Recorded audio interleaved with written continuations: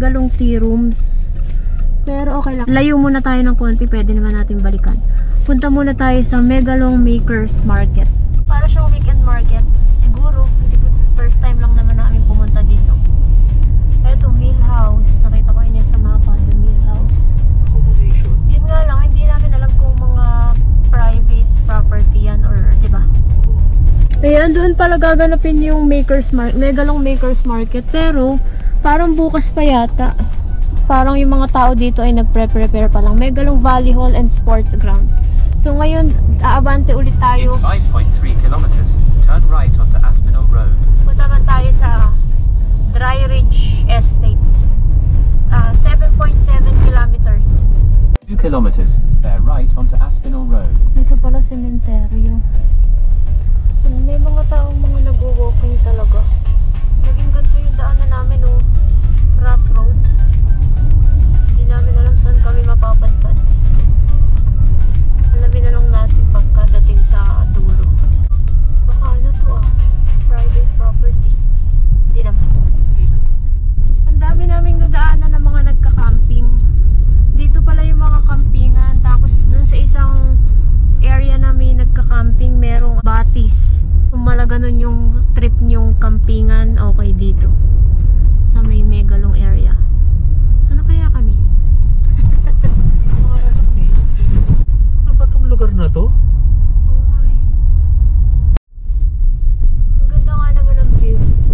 Pero ano to, galbukan yung dadrive-in mo. Pero ang dami namin nakasalubong.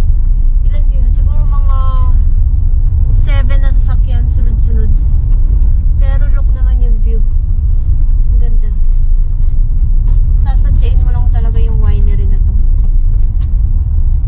At hindi naman din kami iinom. Wow! Ganda ng view. Wow. Dry Ridge Estate. Bakit parang pababa? Dry Ridge Estate, Megalong Valley. Wow. May entrance fee kaya dito? Hindi ko alam. Sabihin natin, naligaw lang po kami. Hindi lang kami maka-U-turn. Grabe yung galbok ng likod natin. Ah, talaga? Oo. Wow. Sige, amo na. Minsan lang naman tayo mapadpa dito. So, kung gusto niyo ng mga winery, ganyan, pwede kayong pumunta dito sa Megalong Valley. Kailangan malinis to mamaya sa hotel. Oo. Ang laki pala nitong Dry Ridge Estate. Ang ganda dito, oh. May accommodation daw ito. Yun nga lang, sarado pala sila. So, hindi kami dito makakakain. Pero dito mga wine tasting, may event ng mga venue ng wedding, ganyan. Pero tingnan niyo mamaya yung view. Sobrang ganda. Dito. Yan, no. Wedding venue. Ang ganda, oh.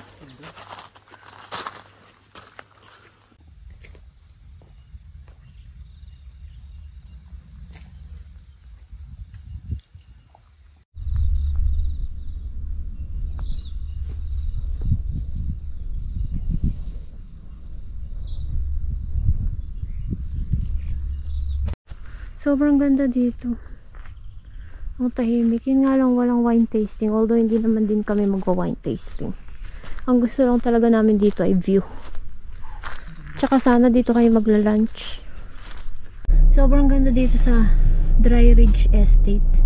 Sarado nga lang sila. Pero pwede raw bumili ng wine. Kasi may staff din naman kahit paano. Pero ang ganda. No? Ang ganda ng view. Parang masarap lang na tumambay at tingnan mo lang yung view. Diba? Parang gusto mong picturean ng picturean. So kung mahilig kayo sa mga wine tasting, saan ba ako nanggaling? Dito. Kung mahilig kayo sa mga wine tasting, ito perfecto kasi wine tasting tsaka may view. Picture ba? Diba? Aaura ka ng bongga dito. Yun nga lang, nakakahiya kasing magtagal din kasi sarado nga sila. Kami lang yung parang kumikilos dito. Pero ang ganda dito, no? Nakaka-relax. Yan yung taniman nila, oh. Yan yung mga grapes. Ang lawak nito. Hanggang doon pa. Yun nga lang, pag pumunta kayo dito, expect nyo na magalbok yung sasakyan nyo. Diba? Kasi galbokin dito. Kaya yung iba ko yata pag pupunta dito, naka-bus tour.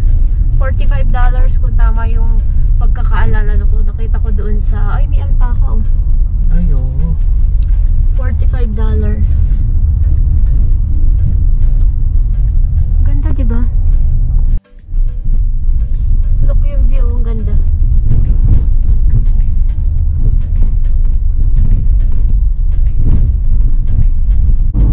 Ang daming ano, mga Bata, oh. walkers, mga nagka-camping. Ang dami na rin namin nakasalubong.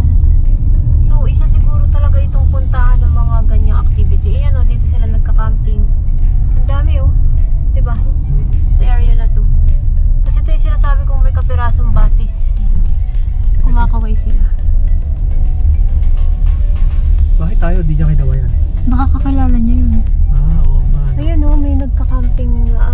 Yan, nandito na tayo sa Megalong Valley Tea Rooms. Madaming tao. Dito siguro nga sila nagla-lunch din. So, baba tayo dito. Ganyan kadumi oh. Yung sinapit namin.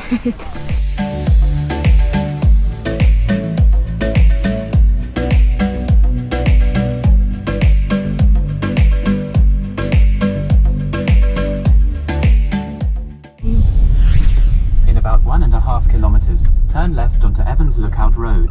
Ito na yung Blackheath oh. Ang ganda ng puno.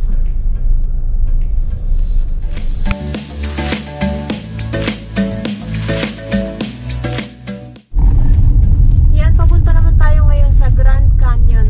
Pero maghanap muna tayo ng parking. Pero mukhang doon na yung start ng bukid oh. Rough Truck Cabins. Tingnan natin kung may mapaparkingan tayo.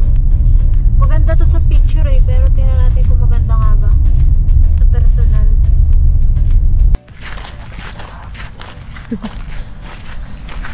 Ayan, papunta naman tayo ngayon sa Grand Canyon. Sinusundan na lang namin yung mga ibang tao. Hindi namin talaga alam kung saan yung pupuntahan ito.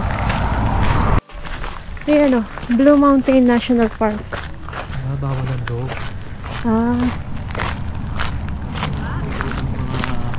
Ng mga native animals. kaya bawal. Oo. Yung forest dito, kita mo na bushfire oh. Sunog pa ano. Yan oh. Sunog pa yung mga puno. Ha? Oo nga, dami. Puno yung car park. Sayang. So, mali ba tayo? Hindi naman. Ano yung sabihin mali? Mali ba tayo ng pinarking? Hindi, okay lang. Hindi naman natin natuntun kasi to. Kala natin wala na. Yun nga lang, saan kaya tayo dadalhin ng truck na to? Meron din palang parking yung pupuntahan namin, no? Evans Lookout Car Park, sayang. Naglakad pa kami ng 6 minutes. Pero what to do? Ay, naglakad na tayo. Ayan, no? Meron doong babasahin.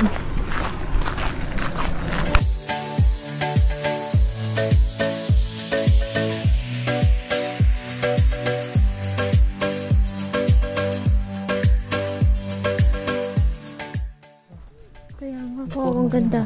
Ang ganda nga, oh.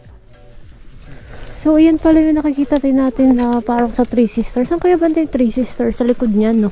Kaya, ganda. Doon. Ito pala yung Evans Lookout. Wow. Ang ganda naman.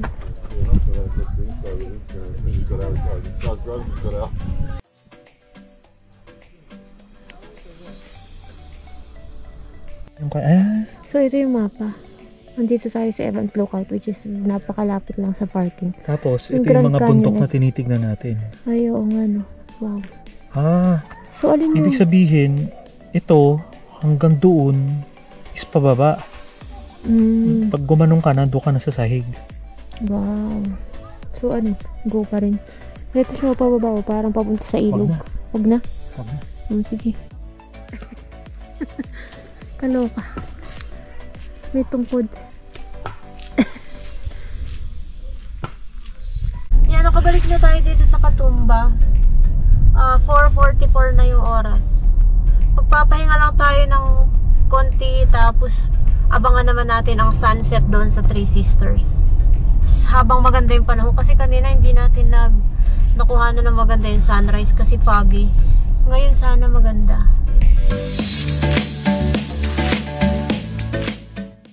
Ayan na, magsi 6:30 na. Ang daming tao dito. Ganda oh. No? Ang daming tao. Wow, ang ganda niya. Selfie tayo. Sunset na oh.